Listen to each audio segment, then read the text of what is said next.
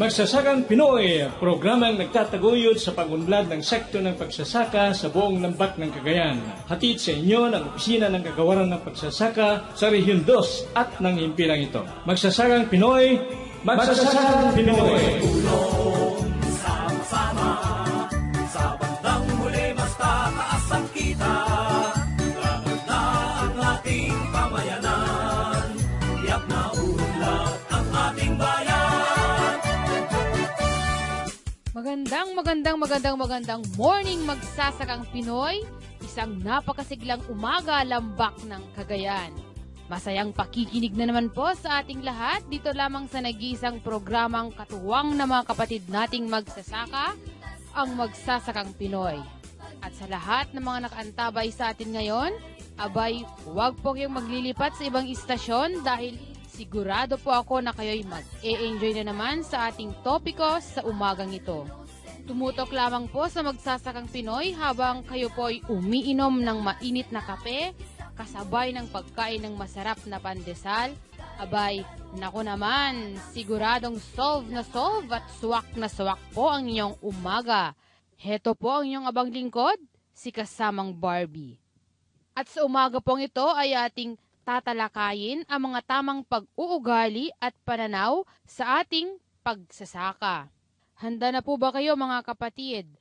Abay, napakasimple lang naman po ng ating leksyon ngayong umaga, di po ba? Ngunit malaki ang maitutulong nito sa ating pagsasaka kung ating taos-pusong isa sa katuparan. Dahil sa anumang gawain po natin, mahalaga ang paghahanda. Gayun din sa pagsasaka, hindi lamang lupa ang ating inihahanda, kundi ang ating mga sarili mismo. Dapat nating ihanda ang ating isip at pisikal na kakayahan. Subalit higit pa rito, kailangang magkaroon tayo ng tamang pananaw ukol sa pagsasaka. Bukod pa rito, mahalaga rin pong malaman at taglayin natin ang wastong pag-uugali bilang magsasaka. Malaki ang kabutihang maidudulot nito sa pagpapaunlad ng ating pagsasaka at kabuhayan mismo. Matanong ko lang po sa inyo mga kapatid, paano po ba natin dapat pinapahalagahan ang ating pagsasaka? Madalas po nating marinig sa marami ang mga katagang, ako'y isang mahirap na magsasaka lamang, ako'y walang pambili ng sapatos o tsinelas, o kaya naman, wala akong pera para pag-aralin ang aking mga anak. Marahil ang iba naman ay ikinakahiya ang pagiging magsasaka. Alam niyo po, maling-mali ang ganitong pananaw. Hindi karapat-dapat na manatiling mahirap ang magsasaka panghabang buhay. Tandaan niyo po yan, bilang magsasaka, tayo'y may kakayahang umahon sa kahirapan. Sa katunayan, ang ating kalihim nga po sa kagawaran ng pagsasaka na si Secretary Proceso J. Alcala ay bilib at tunay na naniniwala sa kakayahan at potensyal ng mga kapatid nating magsasaka. Ayon sa kalihim, ang mga magsasaka ay nagsisilbing kanyang inspirasyon sa kanyang paglilingkod sa kagawaran ng pagsasaka. Narito po ang maikling tinig ni Secretary Alcala sa kanyang mensahe para sa mga magsasaka. Sa ating pong mga maliliit na magsasaka, sa ating pong maliliit na mga inusda, kayo po ang nagpapa-inspire sa akin kung bakit ako po ay nagiging malakas sa paglibot sa buong ating bansa. Inyo pong napakinggan ang tinig ni Secretary Alcala sa kanyang mensahe para sa mga kapatid nating magsasaka. At kaugnay nito, nais ding ipabatid ng ating kalihim na huwag nating maliitin ang ating mga sarili kung tayo'y mga magsasaka. Bagkus, dapat natin itong ipagmalaki. Dahil ang mga magsasaka ang may isa sa mga mahalagang ginagampanan dito sa ating lipunan. Ang mga magsasaka ang nagbibigay araw-araw ng ating pagkain sa hapagkainan. Pakinggan po ulit natin ang boses ni Secretary Alcala sa kanyang pagbibigay ng mensahe sa mga magsasaka dito sa lambak ng Cagayan. Buhat na makita po ng magsasaka na meron po pala talagang pag-asa. Meron po palang pag-asa sa pagsasaka at meron pong perang makukuha sa pagsasaka.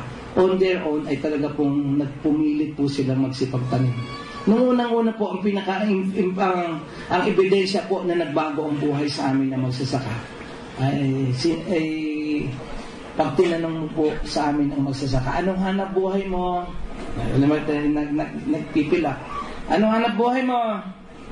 Magsasaka po. Ano? Magsasaka po. Ano nga? Magsasaka lang po. Ganun po. Nangyayari po ba yan o hindi? Dito po, nangyayari din. Kaya po kayo nandito gusto ko kayo makakausap Pag sa susunod kayo tinanong, dahil kayo'y teammates, kayo ay taga dito, at kayo tinutulungan na ng pamahalaan, kikita na po kayo. Pag tinanong po kayo, anong hanap buhay mo? Magsasaka! Bakit? Pwede po kaya sabihin natin, anong hanap buhay nyo? Kulang sa barako, kaunti ba? Pwede po ba? Minsan pa. Anong hanap buhay nyo? Ay, manong kaloy, ay talagang kulang sa kaping barako itong mga ito. Dapat ay medyo may kaunting diin. Magsasaka. Bakit? Anong hanap buhay nyo? Yan! Yun po ang gusto kong maging sagot ninyo sapagkat sa amin po, wag niyong bibiruin na magsasaka. Talagang ganyan po sila magsasabot. Bakit? Ay kayayabang po Ay papaano'y punong-puno ang bulsa. Malaki ang pag-asa nating umangat ang buhay at maging mayaman tulad ng mga magsasaka sa bansang Thailand o Amerika. Kung kaya nilang yumaman, abay kakayanin din ng mga Pilipinong magsasaka. Bilang magsasaka, kailangan nating pagyamanin ang ating kaisipan ukol sa mga kaalaman at teknolohiya sa pagsasaka. Ang isang halimbawa kung saan kayo ay maaaring makakuha ng dagdag kaalaman ay itong ating kasalukuyang paaralang panghimpapawid. Ito'y magtuturo sa inyo ukol sa likas kayang produksyon ng mais. Ayon po sa kagawaran ng pagsasaka sa Rehiyon 2, hindi kailangang malaki ang lupa para sa pagsasaka. Maski 1 hektarya lang, pwede itong taniman ng 3 pananim gaya ng mais, munggo, o di kaya'y kamote. Kung babagyuhin man, may mabubuhay pang 2 tanim kaysa sa wala.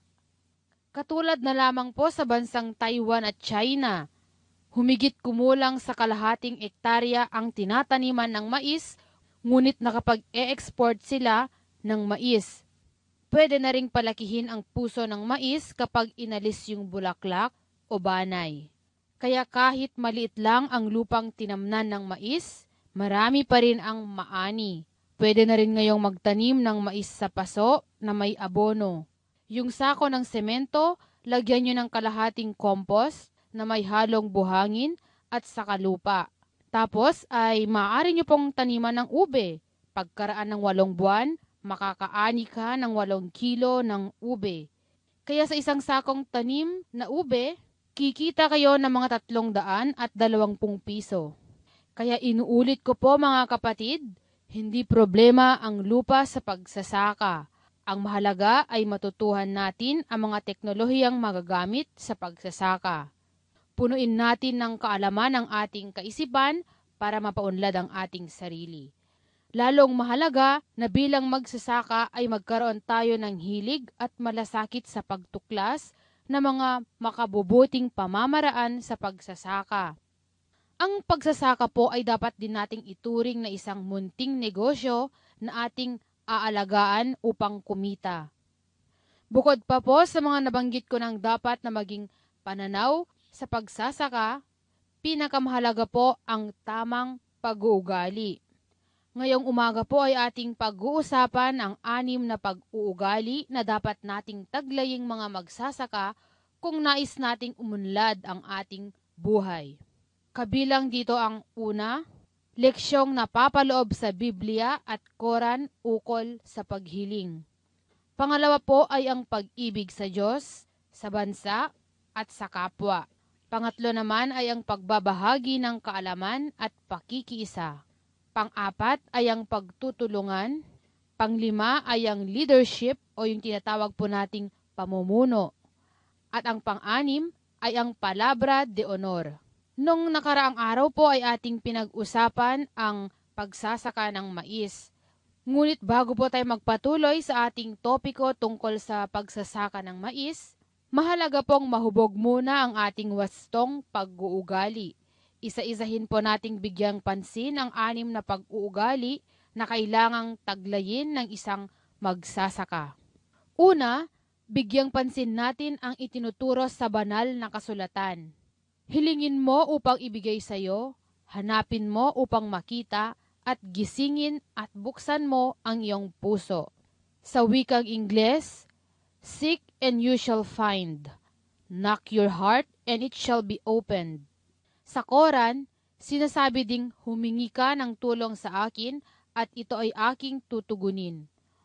O sa Ingles, ask help from me and I will answer them. Ang mga talatang iyon sa banal na kasulatan ay nagpapakitang nakahanda ang Panginoon na ibigay ang ating hihilingin. Maari pong sabihin ninyong madalas naman kayong humiling pero pakiramdam nyo'y hindi natutugon ang inyong mga hinihiling. Baka may kulang kaya gayon. Sabi nga, hindi naman dapat puro hiling lang. Dapat kumikilos din tayo. Ang Panginoon ay nandyan para tulungan tayong matupad ang ating mga minimithi. Baka tayo'y humihiling na tayo'y makautang, subalit hindi naman tayo lumalapit sa mga pwedeng magpautang sa atin. At isa pa, baka hindi tayo handa sa pagbabayad ng utang. Kaya ang mas makabubuti ay wag na lang tayong mangutang. Malinaw na nasasaad sa Biblia at Quran na dapat humingi tayo ng tulong. Maaring tulong mula sa Diyos, sa kapwa nating magsasaka o sa technician. Mga kapatid, dapat din po nating hanapin ang gusto nating makamit o makita at buksan ang ating puso. Halimbawa, sa inyong pakikinig at pag-enroll dito sa ating paaralang panghimpapawid, kayo ay naghahanap na ng mga bagong kaalaman at binubuksan nyo na ang inyong isip at puso sa mga teknolohiyang matutunan sa darating pang mga leksyon. Kung kailangan nyo ng abono, maghanap nito at gamitin sa pagsasaka. Kung tayo po ay hihiling, dapat po ay yung posibleng makamtan at yung may paggagamitan po tayo. Halimbawa, huwag po munang humiling ng tubig o irigasyon kung wala pa namang siguradong paggagamitan nito.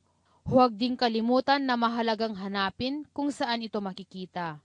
Mahalaga rin pong mahubog sa atin ang pag-ibig sa Diyos, sa bayan at sa ating kapwa. Bagamat na ituro na sa atin ang pag-ibig sa Diyos, minsan hindi po natin ito pinapractice. Hindi kaya nagsisimba lang tayo dahil nais nating makita yung ating mga nililigawan? Kailan ba tayo huling nagdasal at nagpasalamat sa mga biyayang nakuha sa pagsasaka?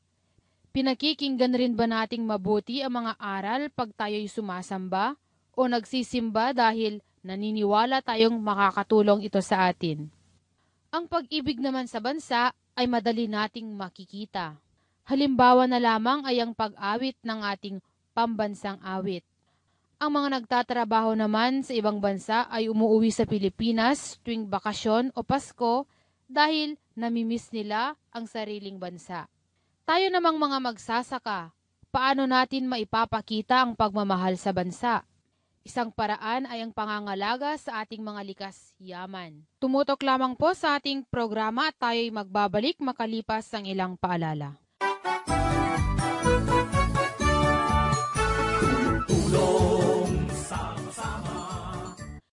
Kaibigan, problema mo ba ang kalamidad na taunang sumisira sa iyong mga pananim?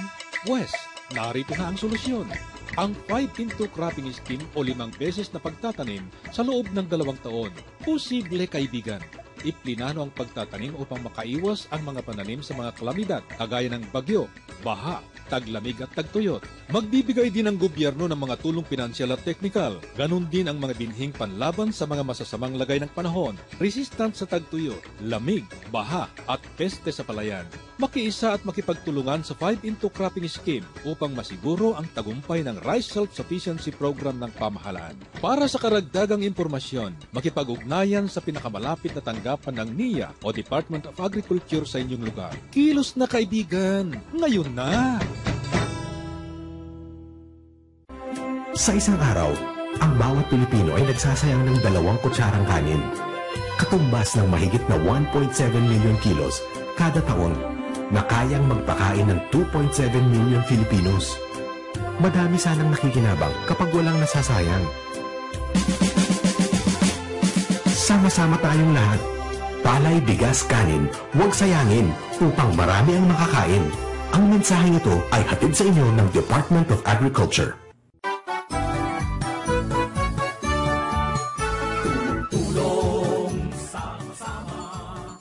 At tayo'y nagbabalik dito sa ating programang Magsasakang Pinoy. Kasamang Barbie pa rin po ang inyong makakasama ngayong umaga.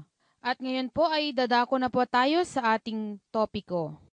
Pagyamanin nating mabuting ating mga lupa. Hindi tayo dapat magkulang sa pag-aalaga sa ating lupang hinirang. Kung minsan kapag hindi mabuhay sa lupa ang halaman, iniisip agad natin na lupa ang problema. Wala namang lupa na masama. Tayo rin lang ang problema dahil walang laman ng kaisipan kung anong pwedeng gawin sa lupa. Kung minamahal nyo rin ang inyong bayan o barangay, tutulong ka para mapabuti ito. Dahil may pag-ibig ka sa bayan, kikilos ka para mapaunlad ito. Minsan, kung wala tayong trabaho, maraming mga negatibo tayong sinasabi o kaya ay nagagalit tayo sa ating bayan. Pero hindi dapat. Walang ibang lugar na dapat mahalin kung hindi ang sariling bayan. Tandaan niyo po yan, kung may kailangan, hilingin at hanapin ito lalo't may paggagamitan. Ang pag-ibig sa kapwa ay ating maipapadama sa pamamagitan ng pagbabahagi ng kaalaman, pakikisa at pakikipagtulungan sa abot ng ating kaya. Ang mga guro ang siyang nagpapalaganap ng kaalaman sa bayan.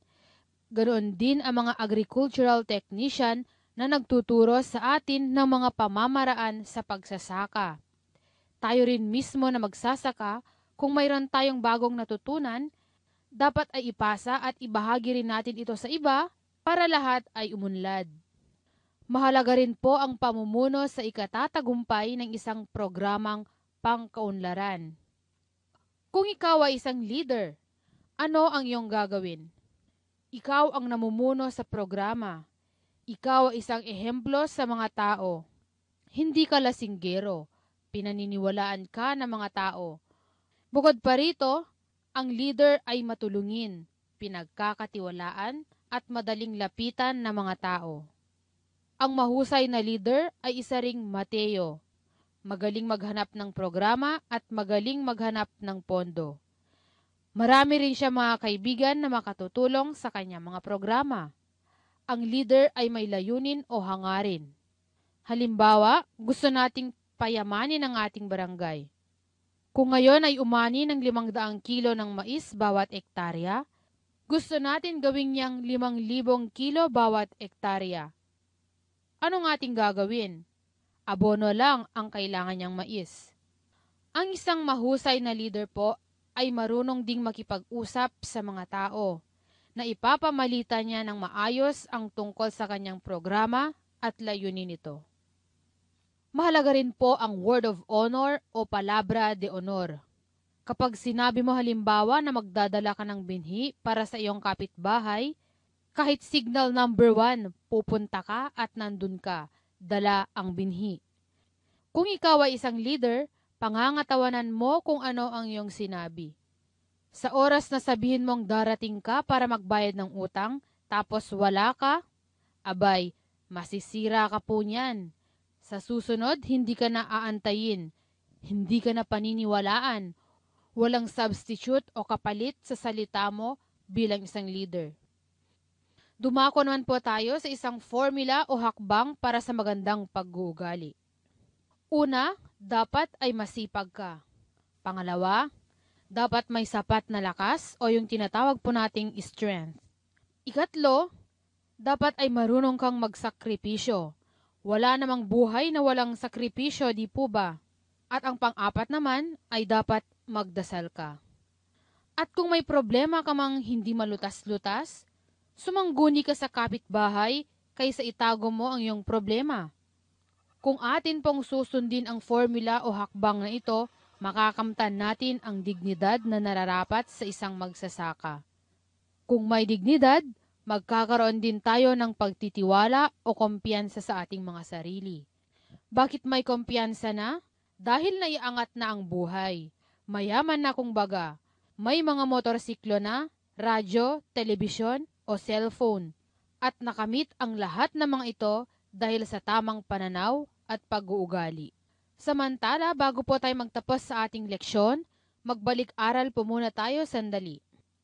Sa umaga pong ito ay ating natutunan ang paglalagay ng ating mga sarili sa magandang katayuan. Kasama na rin dito ang pagtanggap sa ating isipan ng mga teknolohiyang makatutulong sa pag-unlad ng ating pagsasaka at sa kabuhayan mismo. At lagi rin po nating tatandaan na ituring ang pagsasaka bilang isang negosyo. Bago natin matutunan ang mga teknolohiya o pamamaraan sa pagsasaka, mahalaga rin pong maiayos muna ang ating kaisipan at pag-uugali. Para sa tamang pag-uugali, kailangang marunong humingi at maghanap ng hinihingi gaya ng sabi sa Biblia at Koran. Gayon din, mahalagang may pag-ibig sa Diyos, sa bansa at sa ating mga kapwa. Nagbabahagi tayo ng ating kaalaman sa kapwa at marunong makiisa. Nandyan din dapat ang ating pagtutulungan at pagiging mahusay sa pamumuno. At syempre, huwag po nating kakaligtaan ang palabra de honor. Huwag po nating kakaligtaan ang susi sa pagkakaroon ng magandang pag-uugali ay ang kasipagan, lakas, sakripisyo, dasal at pagkonsulta sa iba ukol sa ating mga problema.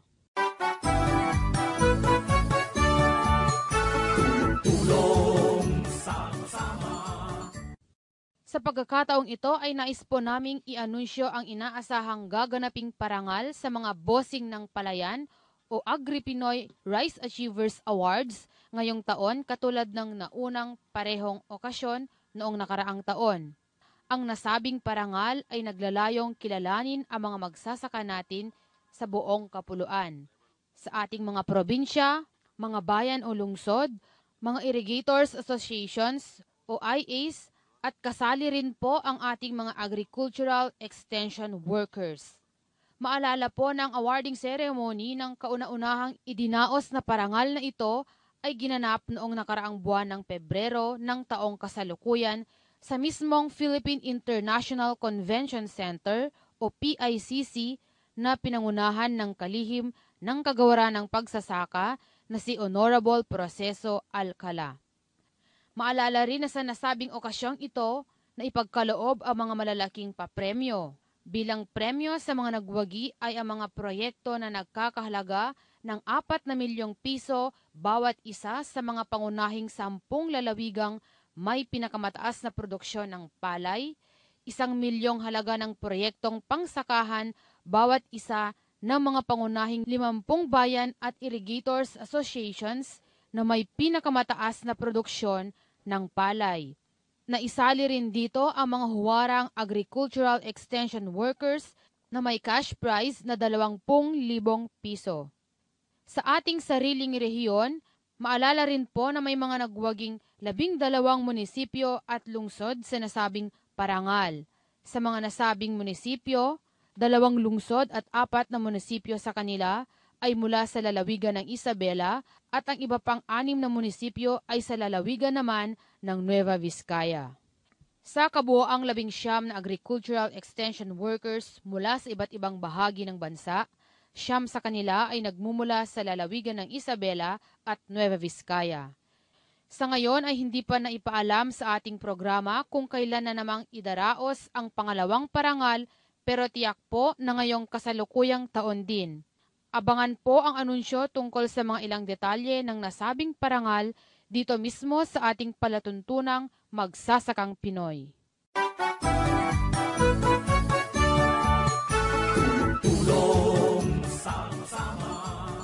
At para naman po sa mga hindi nakinig sa ating huling anunsyo sa mga nanalo sa ating SOA Papremyo noong ika-16 at ika-17 ng Mayo taong kasalukuyan, heto na po at inyong mapapakinggan ang anunsyo sa ikalawang pagkakataon. para sa mga lucky winners natin sa question and answer portion sa ating regular episode noong nakaraang May 16 hanggang May 17 taong kasalukuyan. Pero syempre, dapat din nating i-acknowledge sa himpapawid yung mga texters na nagsikap na nakinig at nagpadala ng kanilang mga sagot dito sa programa noong May 16 at May 17. Heto na po, pakinggan po ninyo ang inyong mga pangalan. Sila po ay sina Rogelio Ablang ng Bambang Nueva Vizcaya, Emelita Dumayas ng Bayombong Nueva Vizcaya, si Gloria Balasu ng Cordon Isabela, si Derwin Agbayani ng Magapoy, Bayombong Nueva Vizcaya, Joffrey Lantano ng San Pedro, Alicia Isabela, Dominga Cabalsa ng Taga Tuguegarao City, Merlita Padilla ng Barangay Ipil, Cuneg, Nueva Vizcaya, si Dominga Lantano ng Alicia Isabela, Sixto Bacani ng La Torre North, Bayombong Nueva Vizcaya, si Pedro Castillo ng Rojas, Solano, Nueva Vizcaya, at si Elegado La Paz ng Cabatuan, Isabela. Ayan, sila po ang ating mga texters noong nakaraang May 16 at May 17 dito sa Magsasakang Pinoy. Ngayon naman po ay dadako na tayo sa pinakamasaya, pinaka-aabangan at ang pinaka-exciting na bahagi ng ating portion, ang pag-aanunsyo sa mga mapapalad na nanalo. Kaya hindi ko na po patatagalin pa ang inyong pananabik. Ang ating mga papremyo winners noong May 16 ay sina Gloria Balasu ng Cordon Isabela at si Derwin Agbayani ng Magapoy, Bayombong, Nueva Vizcaya. Ayan, congratulations po Aling Glo at Mang Derwin. Antabayanan lamang po ninyo ang mga naghihintay niyong mga papremyo mula sa Magsasakang Pinoy. Okay, isunod na po natin ang mga bumida naman noong May 17. Siyempre, hindi naman makakapayag na magpatalo itong tatlong winners natin. Hindi ko na ito patatagalin pa dahil sila po ay sina Emelita Dumayas ng Bayombong Nueva Vizcaya, Dominga Cabalza ng Taga Tuguegarao City, at Dominga Lantano ng Alicia Isabela. Congratulations po sa inyo. Gaya po ng aking nasabi kanina, nag-aabang na po sa inyo ang mga kapanapanabik na papremyo. Antabayanan lamang po ninyo ang anunsyo dito sa programa o di kaya ay personal po namin kayong tatawagan sa numero na inyong ipinadala dito sa Magsasakang Pinoy. At iyan na po ang resulta ng question and answer portion sa ating regular episode ng Magsasakang Pinoy. Manatili lamang po tayong nakatutok sa ating programa mula Lunes hanggang Biyernes. May sangawis para kadigiti mayat ang magipaset dito yung Magsasakang Pinoy, mabalintayin kagabsat, babayin laing ti panag-text iti dito yung programa. Para kadigiti smart talk and text when red mobile subscribers o sa rendalaing ti numero 0921-763-2251. Ulitin tayo ti numero 0921-763-2251. Para met kadigiti Globe when no touch mobile subscribers o sa rendalaing ti numero 0927-863-4080. Ulitin tayo met ti numero 0927-863-4080. Karigito yung numero, tipangiturungan tayo kuma karigiti salsaludsod, suggestion, komento, when anyaman, akayat tayong edanon, ti programa tayo. Naskenmet nga ipakuyog tayo kuma, ti kompleto anagan, kinadress, karigiti text tayo. Ikagumaanan ti programa tayo, amasumpatan adaras, karigiti textyo, Diyos tiag ngina. At ayan po, medyo nakukulangan na po tayo ng oras. Pansamantala na naman po tayong magpapaalam sa ating programa. Ito po ang kalipunan ng ating edisyon sa umagang ito. Kayo po ay makakaasa sa susunod pang mga topiko sa pag-aalaga ng mais na ating tatalakayin sa darating pang mga araw. Ang inyong lingkod po, si kasamang Barbie na inyong naging katuwang sa umagang ito. Hanggang sa muli, maraming salamat po sa inyong walang sawang panunubaybay at pagiging tapat sa Magsasakang Pinoy. Good day and God bless everyone. Magili naming taga-subaybay, ating natunghayan ang isa pang edisyon ng programang Magsasakang Pinoy na nagbigay alam ng sari-saring impormasyon tungo sa ikauunlad ng sektor ng pagsasaka sa buong lambak ng Cagayan. Inihatid sa inyo ng Opisina ng Kagawaran ng Pagsasaka sa Region 2 at ng himpilang ito. Magsasakang Pinoy, Magsasakang Pinoy! Ang ating